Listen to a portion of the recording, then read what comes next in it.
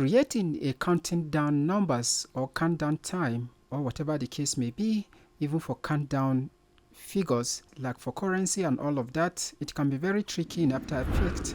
But today I want to show you how you can quickly do that the easy way. You first of all need to start with a composition. Obviously, any setting will work right here. Then you right click on your timeline, then go to new and add a text layer.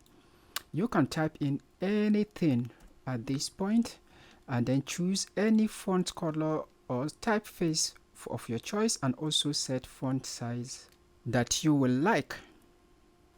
Go to Effects and Preset panel, then search Slider Controls.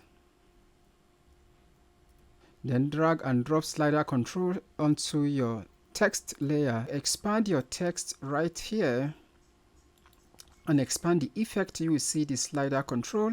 Then if you expand the text, you will also see the source text. Let me push this up a little so that you can see a bit of my timeline. Then what you need to do right here on the source text, pick with it to the slider controls. This will automatically add an expression for you. If you go to your FS control, you will see the slider. Immediately you pull the slider, the numbers will start counting, but this looks very weird at the moment. I'm going to show you how you can fix this. Now we're going to add some expression to fix that plenty numbers that is showing up on the screen. That is not what we want, but if that is okay for you, you can leave it at this point. Then you expand the source text right here. You see that expressions has been added earlier, so you click at the end. We need to edit this expression to fix all of that. Click at the end right here, then type in .value .to fixed open bracket 0 close bracket.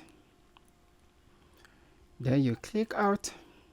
So if you go back to the slider now, if you pull that, you see that the numbers are just showing without displaying plenty confusing numbers.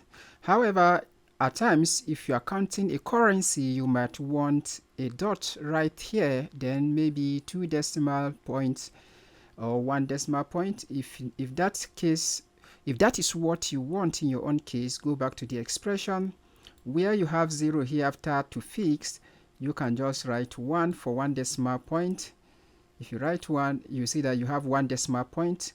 If you write 2, in between the bracket right there, you have 2 decimal points. You see that?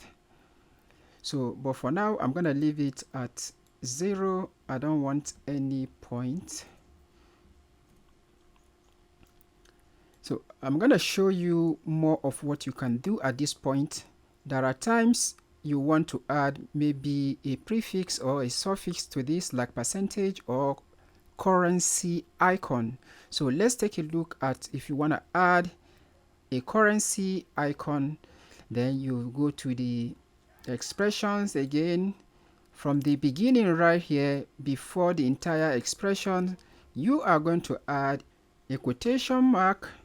Then you put in whatever prefix you want. In this case, let me put dollars. Then you add a quotation, then a plus sign. This will automatically add the currency sign before your numbers. So even if you want a word before that, in between the quotations in the expression, enter the word that you like. So let's quickly undo this. If you want to add a prefix, that is a suffix, that is like percentage and all of that, so you can click at the expression again. The same thing you did at the other side, the reverse now is what you do, plus quotation, then the symbol you want to add, in this case percentage, then you add another quotation, then you click out. It will add your sign or icon, whatever you want to add. You can also add words in this case. Currently, it only works if we are pulling the slider either to the front or to the back. So to make this work across time, then you go back to your timeline, move your time indicator to 0 or wherever you want the countdown to start. Then create a keyframe for the slider and then move to a particular point where you want it to complete, and then add a keyframe to 100%. It can be 200, it can be whatever number you like. You just enter it here. If you want 200, you enter 200. If you want 100, you enter 100. Whatever number is okay. Make sure at 0 frame the number there is 0, or if you want to start at 49%, you can leave it at this point. The beauty of this is that you can determine where to start and where to end. So you enter 0. So if you play this back now, you will see that the thing is counting down smoothly. And this is how you can create a counting down time or a countdown figures in Adobe After Effects.